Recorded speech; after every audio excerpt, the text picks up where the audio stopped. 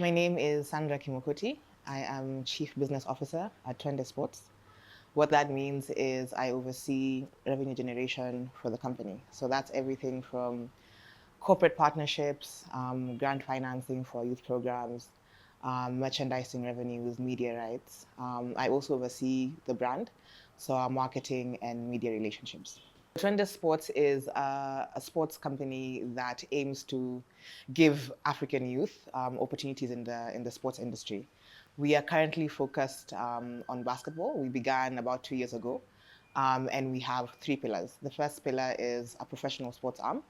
So our flagship property is the Nairobi City Thunder, which is currently playing in the Basketball Africa League qualifiers, and will hopefully be the first Kenyan team to qualify for the Basketball Africa League. The second pillar of Twende Sports is youth programs. So thinking about how to use sports right now, basketball, to help youth sort of come of age and figure out who they are in their development journey. The third pillar is really infrastructure.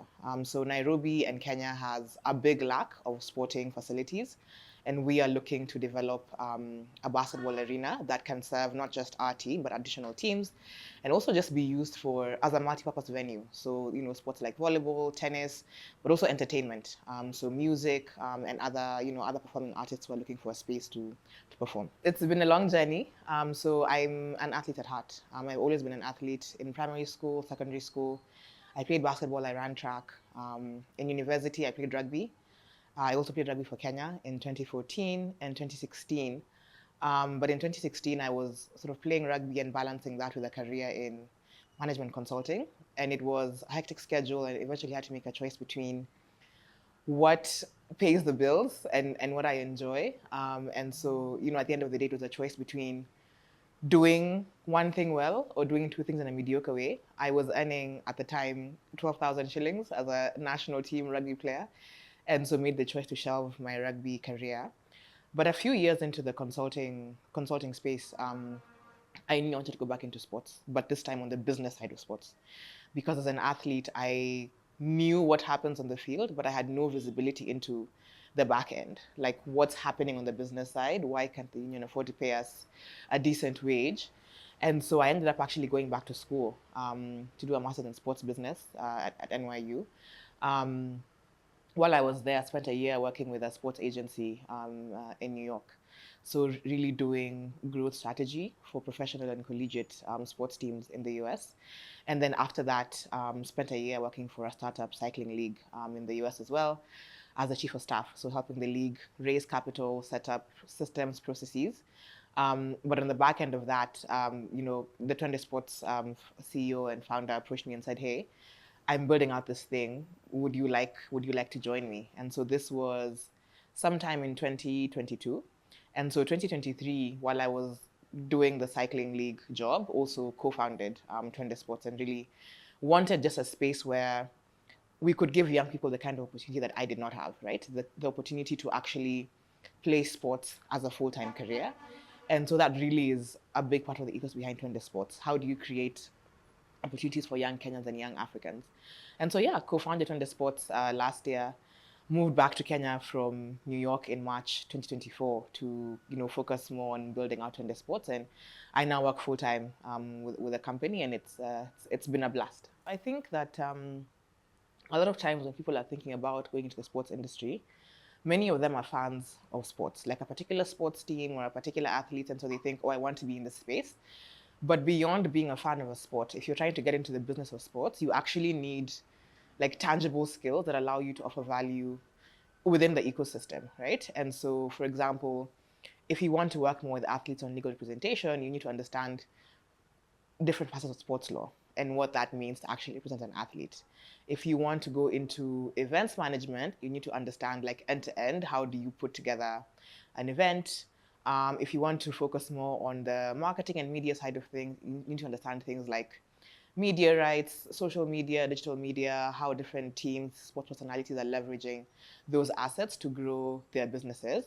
So for me, I think the diploma is really like would give a good foundation for folks to understand what are the different aspects of the sports industry, and I think would set people up well to then say, okay, I know a bit about different spaces. How can I then specialize in a particular area? I think data is essential in athlete performance management, tracking sleep patterns, like for us basketball, on-court performance, how different players, like different stats. It's also important in scouting reports, right? And so, for example, like now Thunder, we are going into the BAL qualifiers. Our competitors are signing different players, right? So our coaches have to like look at those people that are being signed, look at their track records, understand how they perform on different aspects of the court, so that we can see how we can optimize our team, our team dynamics and our gameplay to, put forward the best game plan. I think on the business side of things, it's absolutely essential for like managing revenue, managing costs, and optimizing business performance. So, for example, we do a lot of merchandising, we do a lot of digital media, and so thinking through like how you're actually tracking the movement of inventory, how you're tracking fan engagement across social media. Because when we go to approach a sponsor for funding, they want to understand how fans are actually engaging with you. And if you don't have, a database on the back end that you can say, here's how we are seeing fan engagement, here's how we are seeing inventory moving, it's very difficult to make a business case for a sponsor to say, here's actually value for money, or here's the return on investment for you supporting our club. Sports is just the storytelling. Because in the sports industry, people fall in love with athletes, and then they start following a team, and then because of the team, they follow a league, right? And so when you're thinking about sponsorship and marketing, there's a big element of how do you tell stories from an athlete perspective, from a brand perspective. So there's a part of it that's around focusing on like compelling storytelling. I think something that's also unique to the sports industry is, unlike any other brand, sponsors sometimes want to tie their support to performance, right? Which, as a sports personality or as a sports team, you actually can't guarantee. If we go to the court on Saturday, I can tell you there's maybe a 90% probability that we will win this game, but I can't tell you 100% for sure we will win it, right? And so there's a nuance there around how do you showcase your asset in a way that is, a little bit hinged on performance, but also removed from performance. And so that's also where the storytelling component comes in. And I think one other thing that I would say is essential in that course is learning how to pitch and carrying yourself, that presence, right? There's the technicalities that sponsors will ask for. What's their ROI? What assets are they getting for their money? What sort of coverage are they getting on digital media? Are you giving them jersey placement? Are you giving them, athlete stories? But beyond that, I think there's a part of sponsorship is just sales. And part of sales is, being compelling, being convincing. And so there's an element of just how do you pitch? How do you carry yourselves? How do you build relationships? So for example, you approach somebody in January, maybe they have no marketing budget for this year, but you want to stay on their radar for next year, 2 years down the line. And so there's also an aspect of long-term relationship management, so that when people are thinking about coming back into the space, you're the first that's top of mind. So I'd say that's an essential component of that course. There's one element of it where we as Twende Sports, or now the properties we own, like Nairobi City Thunder, we own the storytelling for that brand. But you need to also empower the athletes to own their own brands and own their own storytelling, because at the end of the day, that's who people are coming to see, right? And so you have to sort of remember how to center them in the stories that you tell. I think the other thing is sort of being able to find the unique selling points of the team, the club, the athletes. So for example, with Thunder, we have some athletes who, are Kenyan born, born and raised, for example, in Nairobi, have played in the system, and now actually have a chance to be true professionals without leaving the country. And that means something. We also have athletes who are Kenyan but have been playing abroad, right? And Thunder has been the first basketball team to give them an opportunity where they say, actually, it's worth me going back to play for a Kenyan team, right? That's a different story. We have South Sudanese refugees coming up through our system, right? We have a youth program called Dementa that works with refugees specifically. A number of them have now come up through that system and are in our roster, right? That's a different story you're telling. We also have non-Kenyans, other African players who have been plying their trade in different African countries, in the US, in Europe, that are now on our roster for BAL, right? That's a different story. And so for me, I would say it's really about understanding the nuances of your athletes, but also understanding your audience, right? We have a very diverse audience.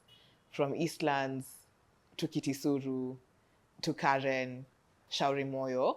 And I think knowing who your audience is essential in the way that you craft the story. So there's also an element of going back to the data piece. Who is actually following our content? Who's coming to our games?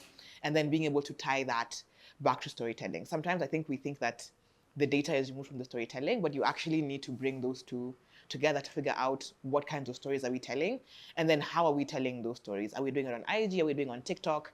Because the medium also, influences how the story looks. I think that before you even go into ethical considerations, you need to understand who are the stakeholders and decision makers in your ecosystem, who call the shots in certain areas, and then where do you need to build relationships to support you on your journey. Because sometimes you can think you're alone, but you're actually not alone. There's also people in the ecosystem that want you to survive and thrive that you can bring along in that journey when you find yourself in a space where you're having to navigate certain ethical tensions, right? I think I would say that, the way the sports industry is set up, it's run by federations, right? Federations by design are political animals. There's a political process. People are elected, they go into power. And so as much as you're operating in a business environment, you're also within a political environment. And I think you need to think about how you're managing those stakeholders, how you secure buy-in and bring people along for the journey in a way that your success is tied to their success. And I think, what we found is positioning it like that, where it's actually in their benefit for you to succeed, actually helps you navigate some of those ethical considerations. But there are situations where at the end of the day, you sort of just have to make a decision about whether you're going to go down a particular line or you're not. And so it's also about just, what skin you have in the game and, really understanding from a business there's a personal ethics, right? But there's also like the business ethics. And I think every entity needs to understand what's the line in the sand for them, right? And so even as you're going into these conversations, you know at what point you're willing to walk away, and you need to almost make those decisions as a company or as a team or club before you get to the table, right? Because it can be very difficult to make them when you're on the wire. So you need to actually think about it internally in your governance systems, your process. How do we do this before we get to that point? So 2 reasons. One, I think there's a lot of opportunity in sports. And the trends we're seeing is there's a lot of like global capital that has invested in sports that is now also looking for opportunity to invest in sports on the African continent. But what that means is that there's also a big need for thinking about professionalization of the sports industry. But even if you remove the whole global capital out of the picture, I think there's an element of this is an industry that I would say, compared to others, has lagged behind in how it's professionalized, right? And so end to end, even things like how ticketing is done, how sponsorship is done, if you think about how the athletes, the key human resource in the ecosystem are compensated, there's been a very big lack of, professionalization. And I think, I know that having a cadre of professionals coming in who know how things should be done and also have the technical expertise to execute will just take everything to the next level, right? If you have folks who know how to represent athletes, you now automatically change the game for athletes who now can approach conversations with clubs and teams at a whole different level. If you have folks who understand what it means to put together an event well end to end, bring sponsors on board, you're also now improving the event experience. What that means is you can offer a premium experience, you can charge fans more. That means something for the stability and financial success of clubs and teams. And so it's really, I see having educated professionals in the sports industry as that link that really will take the space to the next level. There's so many jobs that I would say sometimes are hiding in plain sight because, going into the sports industry is, for me, really about finding out where are the functional needs that fit well with what you have to offer or what you're interested in. So, for example, not everybody will thrive in athlete representation. Not everybody is interested in law. But you have folks who are interested in psychology, in nutrition, in personal training, right? And there's niche opportunities like that people who at first glance might not think, oh, actually sports is a space for me, but actually what you're doing is very much needed in the sports industry. And so I think those opportunities definitely do exist, right? And my advice would be look at where your personal interests lie, and then try and figure out based on that where the different opportunities in the space, right? If you're somebody who wants to work in a team setup, right, have conversations with folks who are in that space, because there's people who are doing, like I mentioned, you know, strength and conditioning coaches, head coaches, team statisticians, right? The person that does the stats for the team managers. If you're good with logistics and administration, as teams travel, somebody needs to like do the ticketing, the hotel booking, managing just admin with the federation, and international matches. So there's all these different kinds of opportunities. I think the other thing I'd say is sports falls under the entertainment space, and sometimes when we think about sports, we think about it in a silo, but really it's a part of the entertainment ecosystem. If you think about the Super Bowl, right? Most people are not fans of the NFL, but they watch the Super Bowl because of the halftime show, right? And so even within sports, there's opportunities to integrate sports with other entertainment programming. And so if you think about, even things like just like makeup artists for like athletes, studio interviews and things like that. There's all these things that like at first glance don't seem like a part of the sports industry, but those opportunities do exist. I think I would say a big gap in this space is just that infrastructure space. I think we as a country have tended, at least on the political agenda, to focus on like huge infrastructure projects. But if we had something like every ward having just like a 2,000-person facility where people can go and ride bikes, play football, play basketball, then you can have concerts there on the weekend. That means now there's a need for food in that space, restaurants, people to coach young kids. There's a big opportunity in the school system for people that work with kids, safe sports, youth programming, right? And so even outside of professional sports, in the recreational space, there's also a big opportunity that I think not many people are looking at, but those opportunities do exist. AFCON provides the opportunity for people to understand just what can be done on a ground level. There's AFCON itself, but there's all this programming that usually happens around big sports tournaments, right? When tourists are coming in, when federations are coming in, they want to go and visit like youth clubs, they want to go and visit local clubs and see what is happening there. So for me, I would say look for like a local club or like youth program to attach yourself to. And then figure out what you can do with them in the lead up to AFCON, right? Whether it's like in the digital media space, put your name out there, make yourself like a target destination for the folks who are coming to watch those AFCON games, as they're looking for things to do around the AFCON programming to then be able to plug in.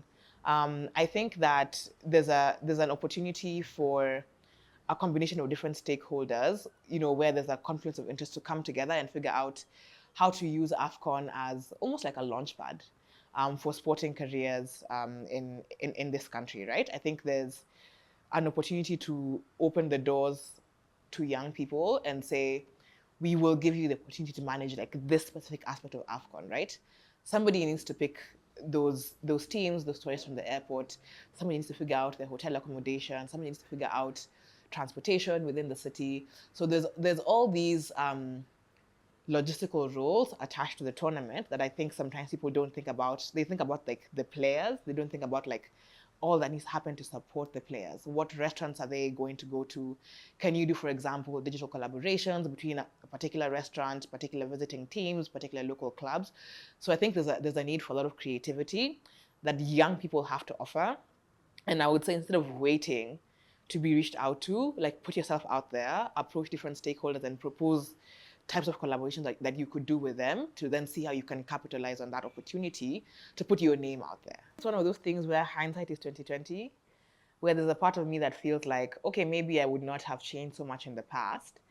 But I think what this course would have done for me is it would have shortened the journey of getting into the sports industry, because there was so much that I didn't understand that I felt I think I spent many years trying to just like on my own understand what's happening in the industry. But I think having a course like this early on would have given me a lot more clarity about, for example, where I wanted to focus on in the industry. So I think it would just shorten the journey, because I knew I wanted to end up here, but it took such a long time. And I even took like a sabbatical from my previous job to figure things out. Didn't quite figure things out, went back to that job, right? So I think for folks who want to get into this space, I think this course will be helpful, if for nothing else, just understanding the opportunities that exist, and then you can make the choice about, I either want to go into this, or I want to go into a particular niche in the industry, or actually maybe it's not for me, right? And so I would say, give it a try, explore, learn what's there, and then make the decision.